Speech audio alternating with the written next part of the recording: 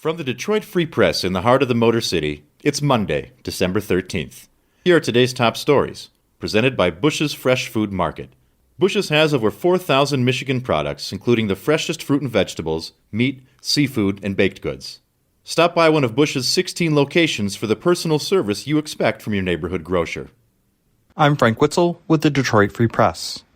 As many in Metro Detroit might have expected, the first multi-million-dollar lawsuit to come from the horrific Oxford High shootings that killed 4 teens was filed by Geoffrey Fieger. The senior partner at the law firm of Fieger, Kenny & Harrington in Southfield, Fieger is looked at with awe and disdain as a high-profile defense and plaintiff's attorney who has dabbled in politics. He's made his name for himself by taking high-dollar lawsuits.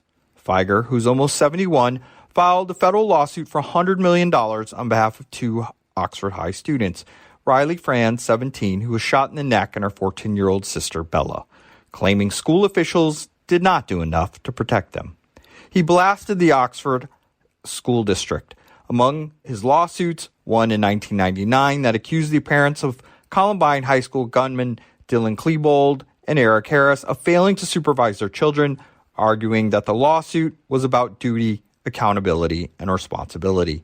In that case, he represented Michael and Voda Scholes, whose 18-year-old son Isaiah was killed.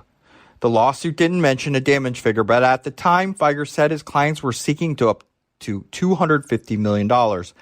Thursday, Fieger was back in the spotlight, where he often is and seems comfortable, in front of news cameras, taking questions, and throwing out sound bites that he knows reporters crave and will help his client's case.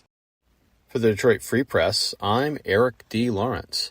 Detroit's Amtrak station was never meant to be a permanent facility, which might explain why it's considered far less than adequate. Now, the Michigan Department of Transportation says it's serious about building a new station to replace the almost 30-year-old building in Detroit's New Center area. But the department has grander plans than just replacing the old building near Woodward Avenue. It wants to build a transit complex that would bring together Amtrak trains, Greyhound buses, and additional forms of transportation, such as Uber and Lyft, and add other types of development to the mix too, maybe restaurants and retail. The department recently got news of a $10 million grant award from the Biden administration, which will help cover part of the estimated $57 million project cost. The project manager says the goal at this point is for an opening in 2025. He's been looking at projects like the landmark Denver Union Station, with its transit hub, as well as restaurants, bars, and a hotel, for ideas about how to turn Detroit Station not just into a functional building, but also into a fitting destination and gateway in its own right. I'm Dante Bedingfield for the Detroit Free Press. 14 local artists and arts organizations will share more than $1 million awarded Wednesday by the John S. and James L. Knight Foundation as part of the 2021 Knight Arts Challenge Detroit. The Knight Arts Challenge, which originated in 2008, awards grants to citizens and organizations that help transform the arts and culture scene in cities where the Knight brothers once published newspapers. The Detroit Free Press was part of Knight Newspapers and later Knight Ridder from 1940 through 2005. The philanthropic effort has given life to more than 300 projects with more than $14 million dispersed to date. The challenge reflects Knight's belief that art is an integral part in building more engaged communities that play an essential role in a healthy democracy, said a statement from the foundation. I'm Andrew Hammond for the Free Press Sports Department. The Detroit Lions battled through a tough week in the aftermath of collecting their first victory of the season last Sunday.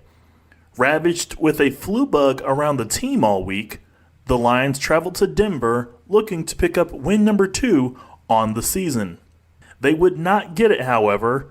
A strong second half by the Denver Broncos puts Detroit back in the loss column with a 38-10 defeat. Being down just 7 at halftime, the Lions struggled to capitalize off of Denver mistakes and in turn make critical errors of their own. Quarterback Jared Goff was 24 of 39 for 215 yards passing and 1 touchdown. The Lions are back in action this Sunday at Ford Field when they host the Arizona Cardinals at 1 p.m. on Fox. For more stories from the Detroit Free Press, be sure to check out freep.com. That's FREEP.com. If you're a fan and want to support our quality local journalism and subscribe, go to freep.com/special offer.